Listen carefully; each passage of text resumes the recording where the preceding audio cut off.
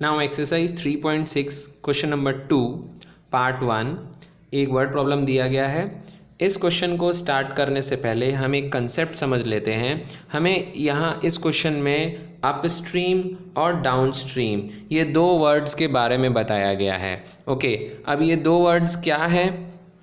Upstream मतलब होता है you are going against the speed of water, और डाउन स्ट्रीम मतलब होता है you are going along the speed of water. क्योंकि हम जैसे वाटर पर अगर फ्लोट कर रही बोट को देखेंगे तो एक स्पीड बोट की भी होगी और एक स्पीड वाटर की भी होगी। ओके, सो जो दोनों की स्पीड अगर सेम डायरेक्शन में है तो क्या कंडीशन है, ऑपोजिट डायरेक्शन में है तो क्या कंडीशन है।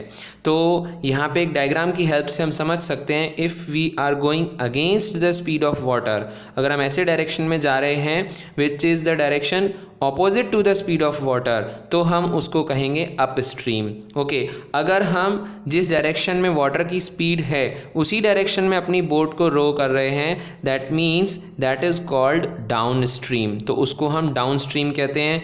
आपको लर्न रखने के लिए इस डायग्राम से आप याद करने की कोशिश कर सकते हो that suppose you are climbing up the mountain, उस तरीके से you are going against the speed of water, so उसको नाम दिया गया अप स्ट्रीम। ओके, अगर आप डाउन द माउंटेन आते हो तो आपकी स्पीड ऑटोमेटिक बढ़ जाती है, तो यहाँ पे भी उसी तरीके से समझ लो कि वाटर की स्पीड के साथ में जा रहे हो, that is why it is known as downstream.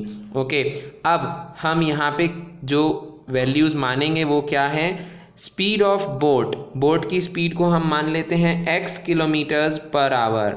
Okay, और वाटर की स्पीड जो रुका हुआ है या स्लोली जो वाटर चल रहा है उसकी स्पीड हम मान लेते हैं y किलोमीटर्स पर आवर। अब speed of boat upstream, क्योंकि ऑपोजिट डायरेक्शन में है, so that will be x minus Y. जो बोट की नेट स्पीड होगी वो, क्योंकि वो वाटर के अगेंस्ट काम कर रहा है, okay, so speed of boat जो है थोड़ी कम हो जाएगी, that is x minus Y हो जाएगी। इसी तरीके से speed of boat downstream, जब डाउन स्ट्रीम जा रहा है तो water is helping boat to row, move करने के लिए हेल्प कर रहा है बोट को, तो उसकी स्पीड बढ़ जाएगी, तो down stream speed of boat हो जाएगी x प्लस वाई। ओके, हमारे पास ये वैल्यूज़ हमने लिख ली। अब क्वेश्चन को एक बार देख लेते हैं क्या दिया गया है। Ritu can row down stream 20 kilometre. Down stream में वो कितना डिस्टेंस कवर करती है? 20 kilometres in 2 hours. Okay, 2 hours में 20 किलोमीटर्स कवर करती है। And up stream 4 kilometre in 2 hours. Up stream में 4 किलोमीटर कवर करती है 2 आवर्स में। Find her speed of rowing in still water and speed of the current. Current means the water. तो हमें speed of rowing यानी boat जो चल रही है उसकी स्पीड निकालनी है still water में, और speed of current that is speed of water वो हमें फाइंड करनी है। हमने अप स्ट्रीम में जो बोट की स्पीड है वो रख ली है x minus Y, and down stream में जो स्पीड है that is x plus Y.